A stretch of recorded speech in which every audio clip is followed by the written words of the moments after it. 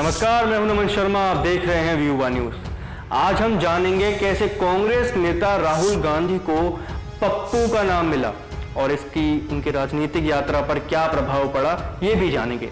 साथ ही हम ये भी देखेंगे कि उन्होंने अपनी छवि को कैसे बदला और एक अनुभवी नेता के रूप में उभर कर आए। राहुल गांधी का राजनीतिक सफर 2004 में शुरू हुआ था, जब वे अमेठी से लोकसभा चुनाव जीतकर संसद में पहुंचे।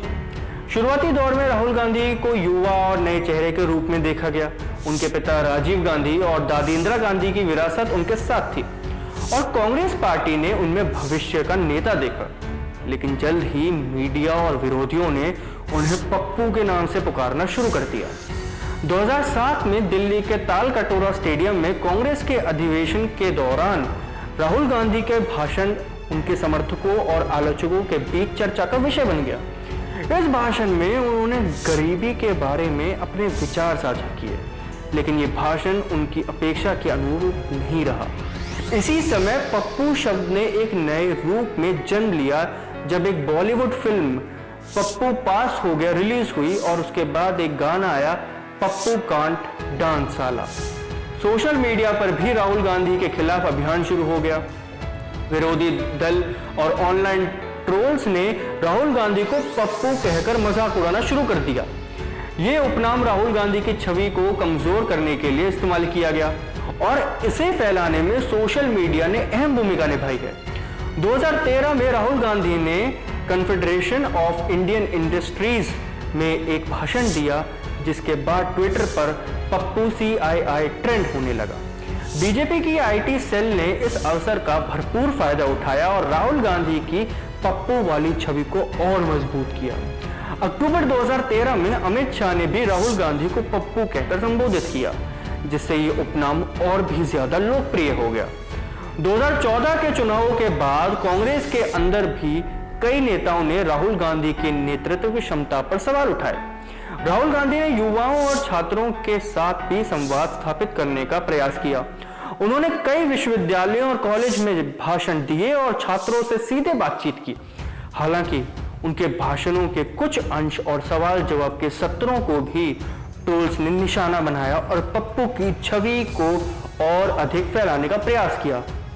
हालांकि समय के साथ राहुल गांधी ने अपनी छवि को बदलने की कोशिश की। भारत जोड़ो न्याय यात्रा और न्याय यात्रा जैसी पहलों ने उनकी छवि को सुधारने में मदद की। उन्होंने सामाजिक न्याय और संविधान की रक्षा जैसे मुद्दों पर जोर दिया। भारत जोड़ो न्याय यात्रा के दौरान राहुल गांधी ने देश भर में लोगों से मुलाकात की और उनकी समस्याओं को सुना। इस यात्रा ने उन्हें जनता के बीच एक नए रूप में प्रस्तुत किया। वे एक ऐसे नेता के रूप में उभरते जा रहे थे जो गरीबों की समस्याओं को अब समझ रहा था।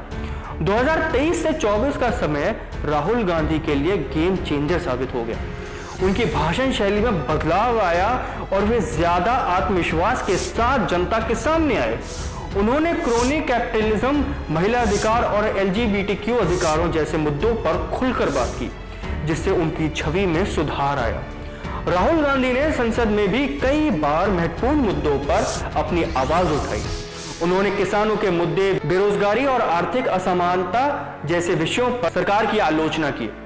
उनके तर्कपूर्ण और तथ्य आधारित भाषणों ने उन्हें एक गंभीर नेता के रूप में स्थापित किया। राहुल गांधी ने महिलाओं और हाशियों पर रह रहे समुदाय के अधिकारों के लिए भी जोर दिया। उन्होंने महिलाओं की सुरक्षा, शिक्षा और रोजगार के अवसर पर ध्यान केंद्रित किया। उनके इन प्रयासों ने उन्हें एक संवेदनशील और समर्पित नेता के रूप में प्रस्तुत किया। कांग्रेस पार्टी के अंदर भी राहुल गांधी ने अपने नेतृत्व क्षमता को साबित किया। उन्होंने पार्टी के वरिष्ठ नेताओं और कार्यकर्ताओं के साथ मिलकर कई महत्वपूर्ण निर्णय लिए और पार्टी को मजबूत बनाने के लिए काम किया। राहुल गांधी ने अंतर्राष्ट्रीय मंचों पर भी भारत का प्रतिनिधित्व किया और वैश्विक मुद्दों पर अपनी राय रखी। उन्होंने जलवायु परिवर्तन, मानवाधिकार और वैश्विक आर्थिक असमानता जैसे विषयों पर भी अपनी आवाज उठाई। आज राहुल गांधी एक अनुभवी और मजबूत नेता के रूप में उभरते हुए सामने आ रहे हैं। पप्पू की छवि अब पीछे छूट चुकी है और उन्होंने अपनी एक कड़ी मेहनत और धैर्य से ये साबित कर दिया कि वे एक सक्षम नेता हैं। राहुल गांधी ने न केवल अपनी छवि को बदला है, बल्कि उन्होंने भारतीय राजनीति में एक नया मापदंड स्थापित किया। उनके प्रयास और संघर्ष ये साबित करते हैं सच्चे नेतृत्व, क्षमता और संपन्न से किसी भी बाधा को पार किया जा सकता है। तो ये थी कहानी राहुल गांधी के पप्पू बनने से लेकर एक सक्षम नेता तक की। आपकी इस पूरी वीडियो पर क्या राय है कमेंट सेक्शन में जरूर बताएं। मैं हूं नमन शर्मा, आप देख रहे थे व्यू वन न्यूज़।